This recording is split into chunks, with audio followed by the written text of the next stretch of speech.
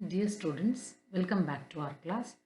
Today we are going to concentrate on the 24th session of the first semester paper Fundamentals of Sociology, where we are talking about culture as one of the main concepts. Fundamentals of Sociology is one of the papers for first semester. As we all know very well, this is the third chapter where we are going to today concentrate on orientation, etymology and definitions of culture. ಸಂಸ್ಕೃತಿ ಎನ್ನುವಂತಹದರ ಒಂದು ವಿಚಾರಗಳನ್ನು ತಿಳಿದುಕೊಳ್ಳುವಂಥದ್ದು ಮತ್ತು ಸಂಸ್ಕೃತಿ ಮಾನವನ ಜೀವನದಲ್ಲಿ ಯಾವ ರೀತಿಯಾದಂಥ ಒಂದು ಪಾತ್ರವನ್ನು ನಿರ್ವಹಣೆ ಮಾಡುತ್ತೆ ಅನ್ನೋದನ್ನು ನಾವು ಅರ್ಥೈಸ್ಕೊಳ್ಬೇಕು ಅಂತ ಹೇಳಿದ್ರೆ ಸಂಸ್ಕೃತಿ ಅಂದರೆ ಏನು ಅನ್ನುವಂಥದ್ದನ್ನು ತಿಳ್ಕೊಳ್ಳೋದು ಬಹಳ ಇಂಪಾರ್ಟೆಂಟು. ಅದು ಇಂದಿನ ನಮ್ಮ ಒಂದು ಸೆಷನ್ನ ಒಂದು ಮುಖ್ಯ ಆಬ್ಜೆಕ್ಟಿವ್ ಆಗಿರುವಂಥದ್ದು. The main objective of the today's session is to create an awareness among you all to know the significance of culture and what is the role played by culture in human life. If we have to know this, we need to know what is culture. So we are going to concentrate on culture. As we all know very well, culture is one of the most important concepts in social science. It is the study of society. When we say that sociology is the study of society depicts the study of culture. We are studying culture and society together. That is why they both are considered to be the two faces of the same coin. Man is a social animal. Similarly, man is a cultural animal also. ಸಂಸ್ಕೃತಿ ಎನ್ನುವಂಥದ್ದು ಸಮಾಜ ವಿಜ್ಞಾನಗಳಲ್ಲಿ ಕಂಡುಬರುವಂತಹ ಒಂದು ಪ್ರಮುಖ ಪರಿಕಲ್ಪನೆ. ಸಮಾಜಶಾಸ್ತ್ರ ಅಂತ ಹೇಳಿದಾಗ ನಾವು ಸಮಾಜದ ಅಧ್ಯಯನ ಅಂತ ಹೇಳ್ತಾ ಬರ್ತೇವೆ. ಸಮಾಜದ ಅಧ್ಯಯನ ಅಂತ ಹೇಳಿದ್ರೆ ಸಂಸ್ಕೃತಿಯ ಅಧ್ಯಯನವೇ ಹೌದು. ಸಮಾಜ ಮತ್ತು ಸಂಸ್ಕೃತಿ ಎರಡನ್ನೂ ಒಂದೇ ರೀತಿಯಲ್ಲಿ ಅಧ್ಯಯನ ಮಾಡ್ತಾ ಹೋಗ್ತೇವೆ. ಹಾಗಾಗಿ ಇದನ್ನ ಒಂದೇ ನಾಣ್ಯದ ಎರಡು ಮುಖಗಳು ಇದ್ದಂತೆ ಅಂತ ನಾವು ಹೇಳ್ತಾ ಬರ್ಬೋದು. ಒಂದನ್ನು ಬಿಟ್ಟು ಮತ್ತೊಂದನ್ನು ಅಧ್ಯಯನ ಮಾಡಲಿಕ್ಕೆ ಸಾಧ್ಯನೇ ಇಲ್ಲ.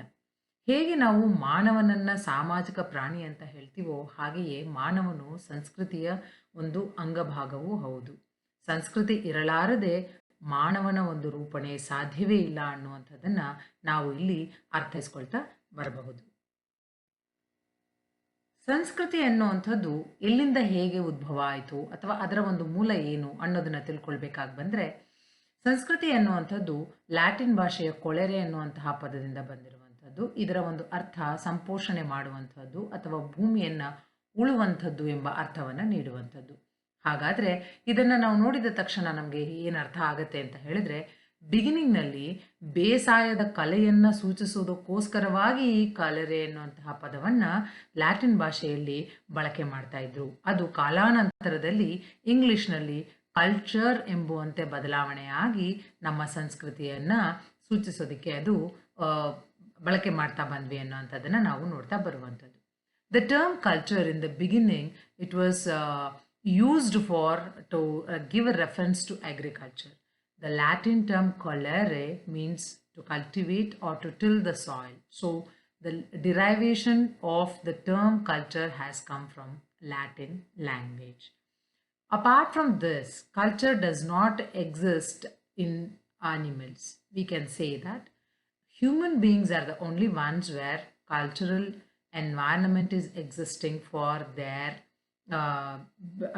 for their life and therefore continuation of life. ಮಾನವನ ಜೀವನ ಅನ್ನುವಂಥದ್ದು ಸಂಸ್ಕೃತಿಯ ಒಂದು ಪರಿಸರದಲ್ಲೇ ಆತ ಬೆಳವಣಿಗೆ ಆಗ್ತಾನೆ ಅನ್ನುವಂಥದ್ದನ್ನು ನಾವು ಇಲ್ಲಿ ನೋಡ್ತಾ ಬರುವಂಥದ್ದು. ಪ್ರತಿಯೊಬ್ಬ ವ್ಯಕ್ತಿ ಸಂಸ್ಕೃತಿಯ ಪ್ರತಿನಿಧಿ ಅಂತಾನೆ ನಾವು ಕರಿತಾ ಬರ್ಬೋದು. ಯಾಕೆ ಈ ಮಾತನ್ನ ನಾವು ಹೇಳ್ತಾ ಬರ್ತೀವಿ ಅಂತ ಹೇಳಿದ್ರೆ, ಯಾವುದೇ ಒಂದು ಪ್ರದೇಶದಲ್ಲಿ ಅಸ್ತಿತ್ವದಲ್ಲಿರುವಂತಹ ಸಂಸ್ಕೃತಿಯನ್ನ ನಾವು ಕಾಣೋದು ಎಲ್ಲಿ ಅಂತ ಹೇಳಿದ್ರೆ, ಒಬ್ಬ ವ್ಯಕ್ತಿ ಯಾವ ರೀತಿಯಾದಂತಹ ಉಡುಗೆ ತೊಡುಗೆಯನ್ನ ಹಾಕೊಂಡಿರ್ತಾನೆ, ಯಾವ ರೀತಿಯಾದಂತಹ ಭಾಷೆಯನ್ನ ಬಳಕೆ ಮಾಡ್ತಾನೆ, ಯಾವ ರೀತಿಯಾದಂತಹ ಒಂದು ಆಹಾರ ಪದ್ಧತಿಯನ್ನ ಬಳಕೆ ಮಾಡ್ತಾ ಇದ್ದಾನೆ ಎನ್ನುವಂಥದ್ರ ಮೇಲೆ. Every man can be regarded as a representative of culture or cultural ambassador. That means whenever we see an individual, we will be able to identify the background of culture that he is coming from.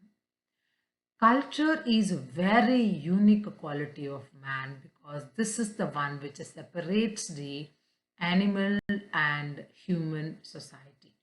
ಪ್ರಾಣಿ ಪ್ರಪಂಚದಿಂದ ಭಿನ್ನಪಡಿಸುವಂತಹ ಒಂದು ಅಂಶವೇ ಸಂಸ್ಕೃತಿ ಅಂತ ನಾವು ಹೇಳ್ತಾ ಬರ್ಬೋದು. ಮಾನವನು ಮತ್ತು ಪ್ರಾಣಿ ಬೇರೆ ಬೇರೆ ಅನ್ನುವಂಥದ್ದು ಹೇಗೆ ಅಂತ ಹೇಳಬೇಕು ಅಂದರೆ ನಮಗೆ ಅಲ್ಲಿ ಮುಖ್ಯವಾಗಿ ಕಂಡುಬರುವಂತಹ ಅಂಶ ಸಂಸ್ಕೃತಿ.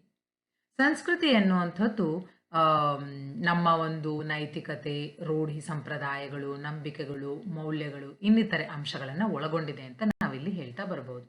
Culture includes various types of customs, traditions, morals, beliefs, values, and whatnot.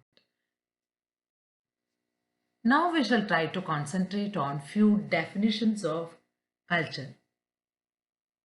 Edward B. Taylor is one of the famous English anthropologists who spoke about culture and has become the classical definition of culture.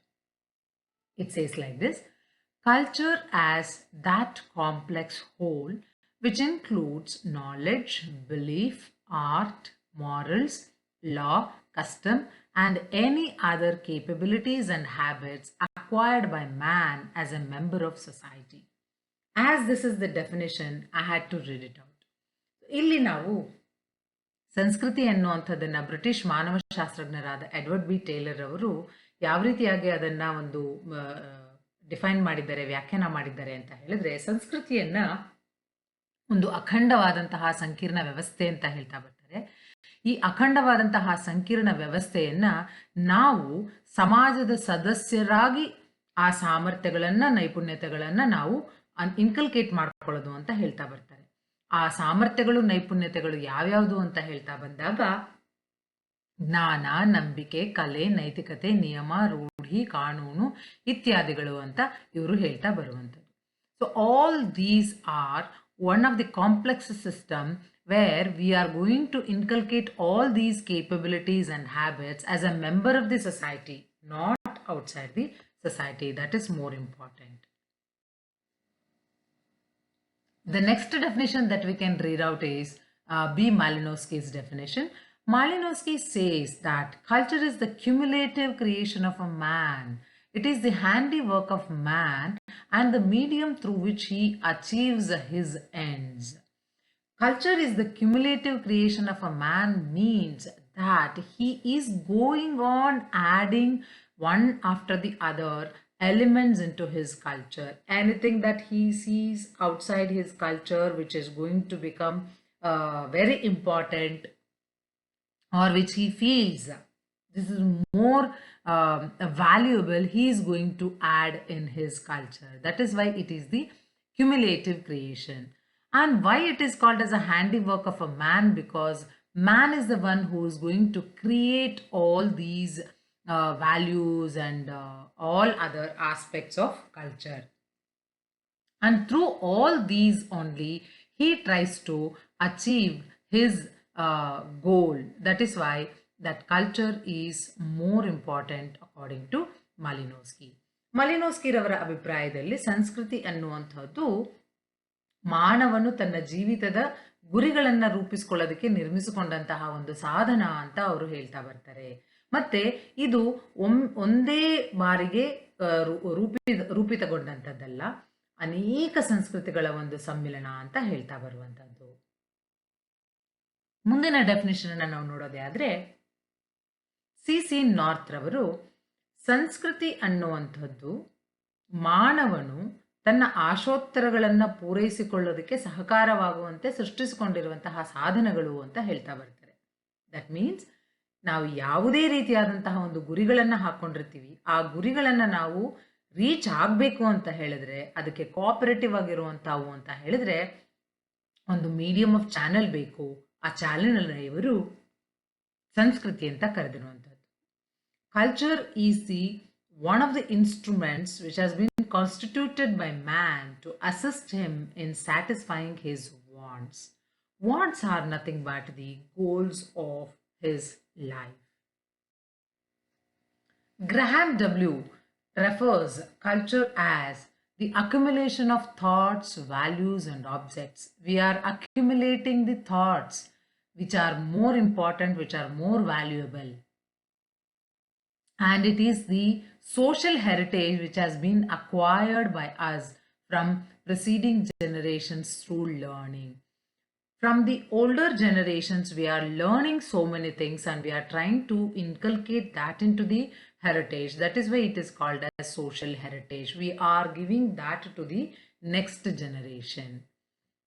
Graham Wallace ರವರ ಪ್ರಕಾರ ಸಂಸ್ಕೃತಿ ಎನ್ನುವಂಥದ್ದು ಸಾಂಪ್ರದಾಯಿಕವಾಗಿ ಬಂದಂತಹ ಪದ್ಧತಿಗಳ ಜೀವನದ ಮೌಲ್ಯಗಳು ಮತ್ತು ಆದರ್ಶಗಳ ಒಂದು ಸಂಗ್ರಹ ಅಂತ ಇವರು ಹೇಳ್ತಾ ಬರ್ತಾರೆ. ಯಾಕೆ ಅಂದರೆ ಈ ಒಂದು ಸಾಮಾಜಿಕ ಪರಂಪರೆಯನ್ನು ನಮ್ಮ ಹಿಂದಿನ ತಲೆಮಾರಿನಿಂದ ನಾವು ಕಲ್ತ್ಕೊಂಡು ಅದನ್ನು ನಮ್ಮ ಮುಂದಿನ ತಲೆಮಾರುಗಳಿಗೆ ನಾವು ವರ್ಗಾವಣೆ ಮಾಡ್ತಾ ಇದ್ದೇವೆ. ಹಾಗಾಗಿ ಇದನ್ನ ಸಾಮಾಜಿಕ ಪರಂಪರೆ ಅಂತ ಗ್ರಹಾಂ ವ್ಯಾಲೆಸ್ ಅವರು ಹೇಳ್ತಾ ಬರುವಂಥದ್ದು.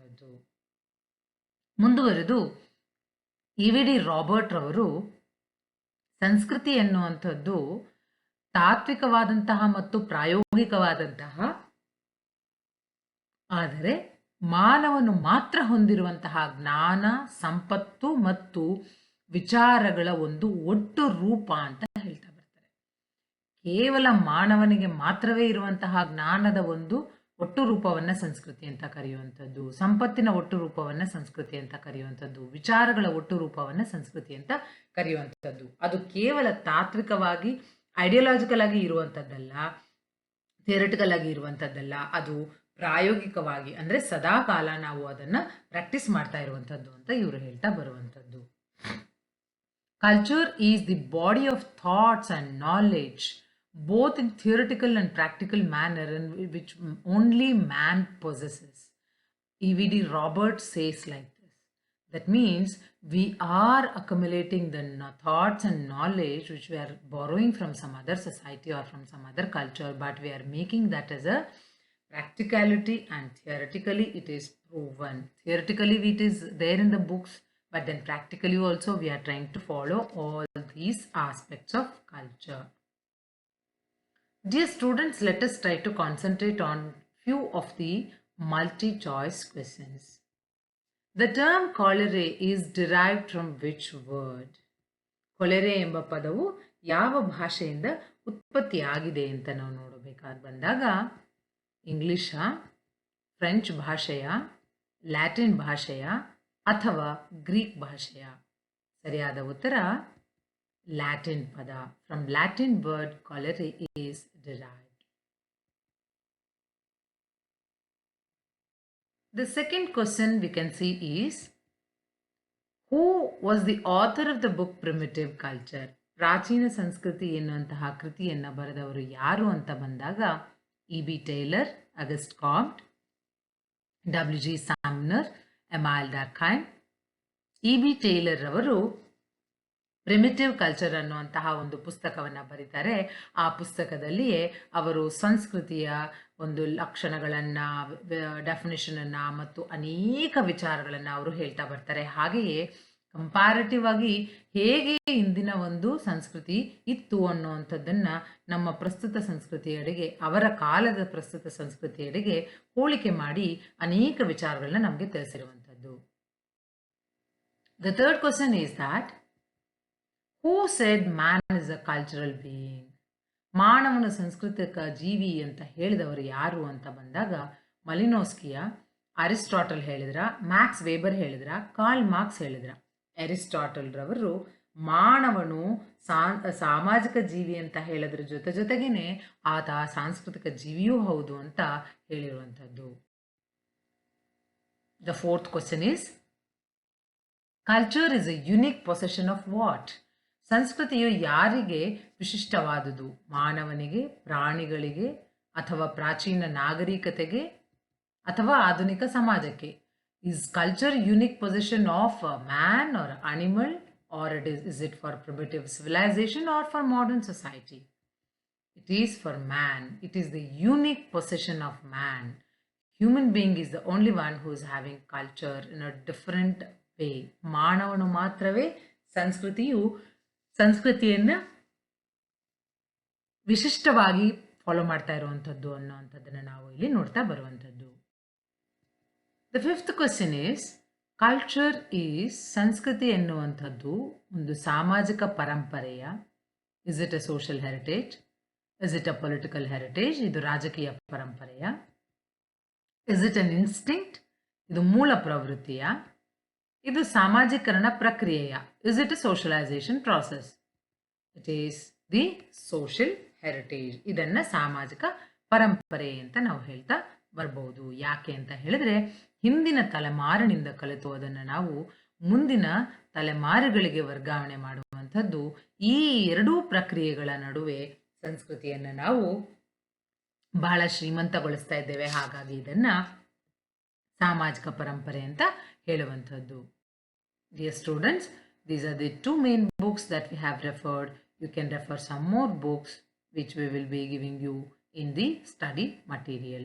Thank you. We shall meet in the 25th session in the next class.